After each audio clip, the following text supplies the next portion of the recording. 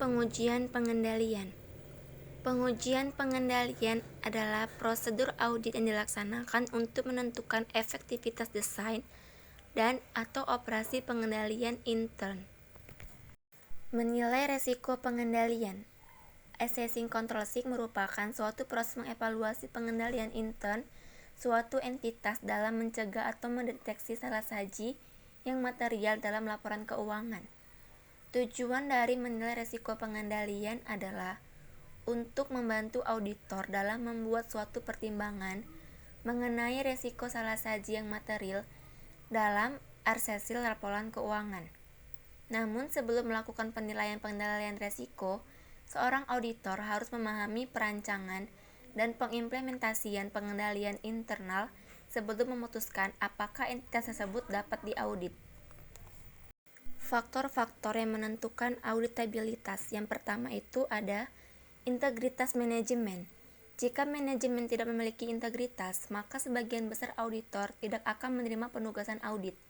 Oleh karena itu, untuk melakukan penilaian pengendalian risiko seorang auditor, harus memastikan apakah manajemen entitas itu sudah memiliki integritas yang jelas. Yang kedua, kelengkapan catatan akuntansi. Catatan akuntansi merupakan sumber bukti audit yang penting bagi sebagian besar tujuan audit. Di sini seorang auditor juga harus memeriksa apakah semua jenis laporan keuangan entitas tersebut sudah lengkap atau belum. Jika belum lengkap, maka auditor melakukan tugasnya.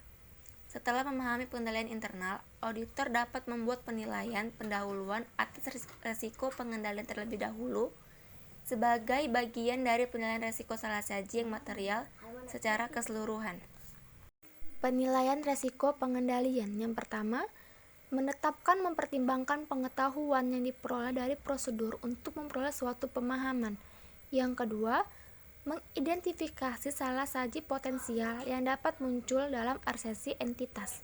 Yang ketiga, mengidentifikasi pengendalian-pengendalian yang diperlukan.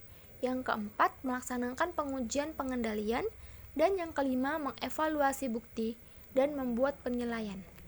Merancang pengujian pengendalian. Pengujian pengendalian yang dirancang untuk mengevaluasi aktivitas operasi dari suatu pengendalian berkaitan dengan bagaimana pengendalian diterapkan.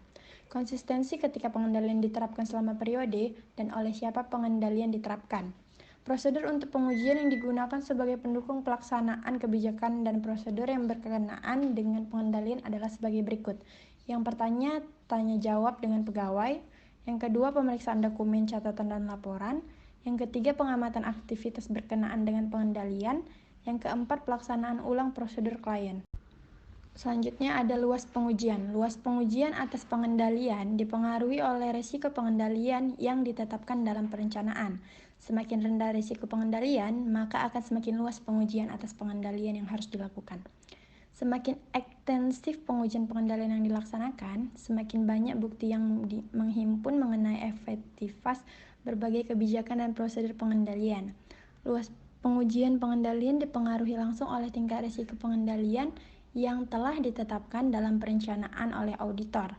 Semakin rendah tingkat risiko pengendalian yang ditetapkan, semakin banyak bukti yang diperlukan yang harus dihimpun.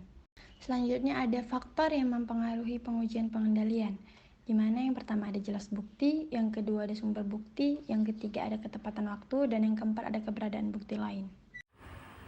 Pengevaluasian penggunaan bukti yang seharusnya dipertimbangkan. 1. Signifikansi dari asersi yang terlibat. 2. Pengendalian tertentu yang dievaluasi selama audit. 3. Tingkat evaluasi rancangan atau pengoperasian yang efektif dari pengendalian tersebut. 4. Hasil pengujian pengendalian yang digunakan untuk pengevaluasian tersebut. 5. Bukti mengenai rancangan atau pengoperasian yang data dihasilkan dari pengujian substantif yang dilaksanakan dalam audit. Studi kasus evaluasi pengendalian internal pada Rumah Sakit Bayangkara Sartika ASI Bandung.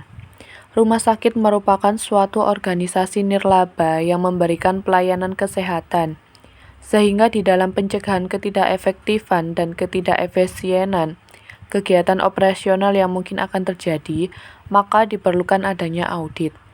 Pentingnya perencanaan audit untuk memahami bisnis yang dilakukan entitas dan industrinya, agar dapat mengevaluasi pengendalian internal untuk melaksanakan pengujian pengendalian. Ketika pengendalian internal memadai, pengujian pengendalian dapat dilakukan untuk memperoleh bukti audit mengenai suatu asersi. Pengujian pengendalian dirancang untuk memperoleh bukti audit yang cukup tepat mengenai berfungsinya pengendalian. Pengendalian dapat mencegah terjadinya salah saji, mendeteksi dan mengoreksi jika salah saji sudah terjadi. Metode yang digunakan dalam penelitian ini adalah metode descriptive analysis. Teknik pengumpulan data yang dilakukan oleh penulis dengan melakukan penelitian lapangan dan studi kepustakaan melalui buku dan dokumen-dokumen. Data tersebut digunakan untuk mengevaluasi pengendalian internal agar dapat melakukan pengujian pengendalian. Hasil penilaian pengendalian internal secara keseluruhan sebesar 82 atau 40%.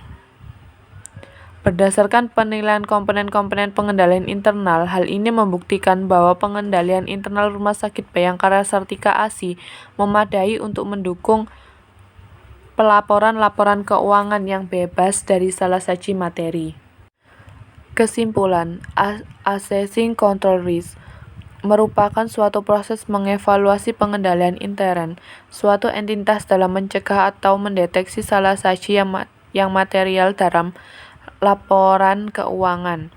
Tujuan dari menilai resiko pengendalian adalah untuk membantu auditor dalam membuat suatu pertimbangan mengenai resiko salah saji yang material dalam asersi laporan keuangan. Pengujian substantif merupakan langkah ketiga dari tahap pelaksanaan pemeriksaan.